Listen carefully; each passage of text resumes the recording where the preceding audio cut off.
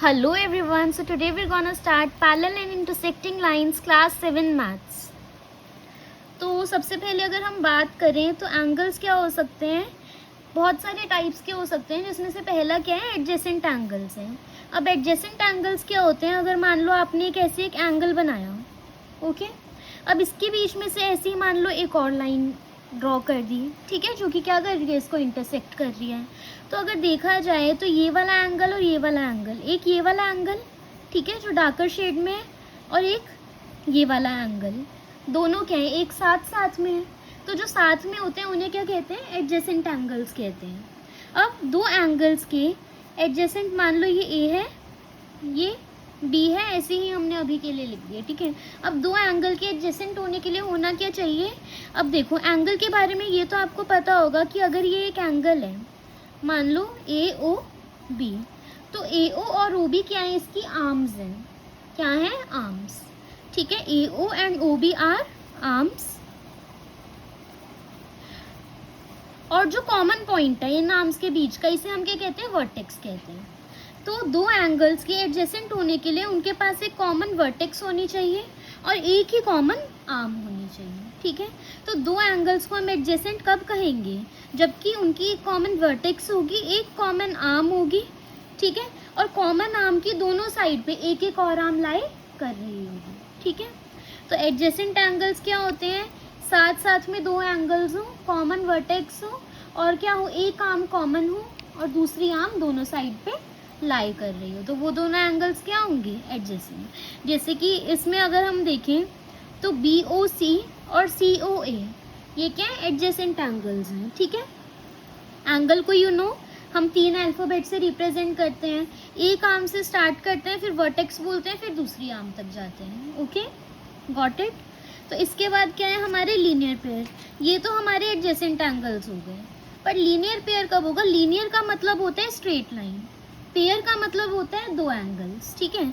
तो एक अगर आपकी स्ट्रेट लाइन है, स्ट्रेट लाइन कितने की होती है, 180 डिग्री की. स्ट्रेट लाइन कितने की होती है, 180 डिग्री की.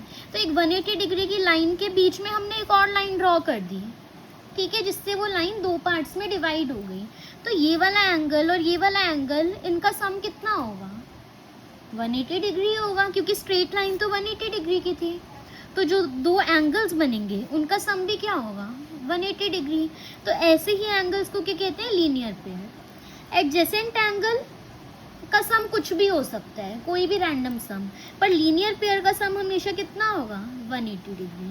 कितना होगा, 180 डिग्री. तो अगर आप इसको मेजर करोगे सी ओ बी और सी ओ ए, तो मान लो ये एंगल 1 है, ये एंगल 2 है, तो angle 1 plus angle 2 is equal to 180 degree, okay.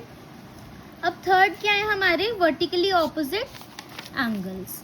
Vertically opposite क्या है, दो लाइंस को रैंडमली हमने क्रॉस कर दिया, तो जो ये वर्टिकली, ठीक है, वर्टिकल लाइन पे ऐसे ऑपोजिट बन रहे हैं एंगल्स, ठीक है, एक दूसरे के ऑपोजिट हैं, तो ये क्या होते हैं, वर्टिकली ऑपोजिट एंगल्स. ऐसे ही इसी सेम लाइन में एक ये एंगल और एक ये एंगल टेढ़ा करके देखें, ये भी ऑपोजिट है, तो ये क्या होते हैं, वर्टिकली ऑपोजिट एंगल्स. तो जो दो इंटरसेक्टिंग लाइंस होती हैं, उनके जो ऑपोजिट साइड्स पे एंगल्स होते हैं वो वर्टिकली ऑपोजिट होते हैं और वो एक दूसरे के बराबर होते हैं, ठीक है. तो अगर ये मान लो ये 1 2 3 4, तो 1 4 के इक्वल होगा, 2 3 के इक्वल होगा, ठीक है. 1 4 के इक्वल होगा, 2 3 के इक्वल होगा. पर अगर हम ये एक सिंगल लाइन की बात करें, तो सिंगल लाइन पे देखो, ये 2 और 4, ये हमें स्ट्रेट लाइन दिख रही है, तो 2 और 4 क्या होंगे आपस में, लीनियर पेयर, ठीक है, क्योंकि ये एक स्ट्रेट लाइन है, तो 2 प्लस 4 180 होगा.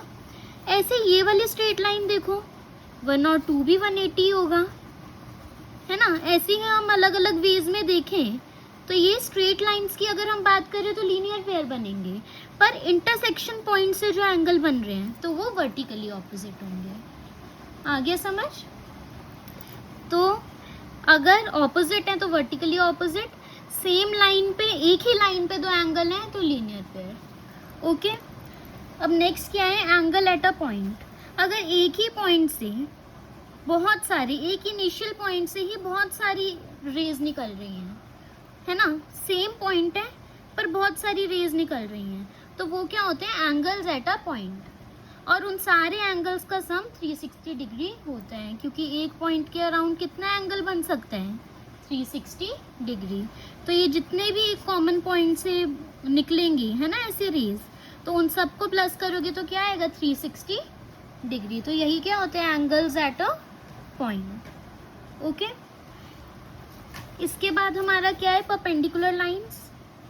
परपेंडिकुलर लाइंस क्या होती हैं, ऐसी लाइंस जो राइट एंगल पे यानी 90 डिग्री पे इंटरसेक्ट करे। एक ये लाइन है, एक ये लाइन बना दी, बीच का एंगल 90 डिग्री है, तो ये दोनों लाइंस क्या हो जाएंगी, परपेंडिकुलर लाइंस। ठीक है, तो अगर मान लो ये ए बी है, ये सी डी है, तो A B is perpendicular to C D, तो ये परपेंडिकुलर का साइन होता है। ठीक है, तो ये क्या हो गई आपस में, परपेंडिकुलर लाइंस।